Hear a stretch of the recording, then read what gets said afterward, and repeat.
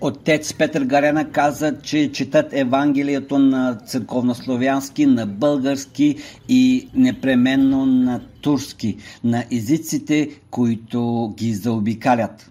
Всяка година по инициатива на общината с децата на нашия град ги събираме, за да могат, както нашите деди, и те да се научат да живеят заедно, без разлика на вяра, пол и народност. Защото нашата съдба в нашия град е такава, че винаги сме живели заедно и завета на нашите предци е да има мир и разбирателство и най-основното във всички празници да бъдем заедно.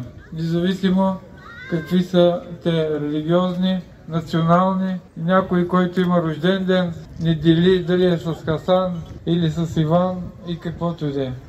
Зато и в традицията в нашия град е и така и трябва да бъде, както е и било. Независимо от това, че някой търси подвола теле, ние четем Евангелието на църковнославянски, на български и обязателно го подчертавам и на турски.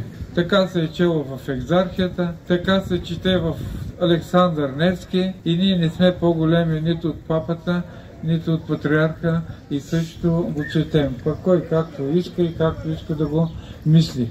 Това са го казали нашите деди на езиците, на които ни заобикалят. Сущиже ден, той воединно съботу двери затворени. Şakir Levin bulundukları yerin kapıları kapalıyken İsa geldi ve ortada durup onlara size selamet dedi. Текстовете от Евангелието на турски бяха прочетени от малкия Манол, синът на отец Петър Гарена. Отец Гарена каза, че искат да ни скарат с Русия. Ние не обичаме никого, ние обичаме нас си, подчерта той. И всеки иска да ни скара с Русия. Ние не обичаме никого, ние обичаме нас си, независимо дали сме турци или българи, обичаме семействата си, обичаме града си. В същото това време обаче българите нямат намерение да влизат в никакви чужди схеми и с никого да се карат. Зато и ще прочетеме Евангелието и на руски. Тот же първи ден видели вечером, когда двери дома, где събрали се учеников Его.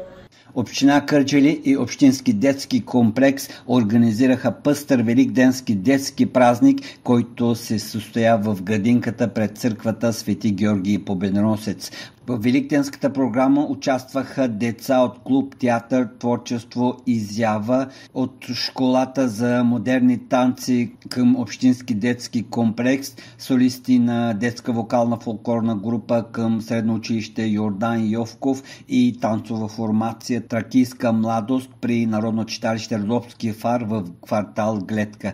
Последва великденската традиция борене с яйца, в която се включи и кметът на Кърджали Ерол Мюмюн. За децата, чието яйца се оказаха бурци, имаше, разбира се, и награди. След края на програмата кметът и заместниците му раздадоха 500 козунака.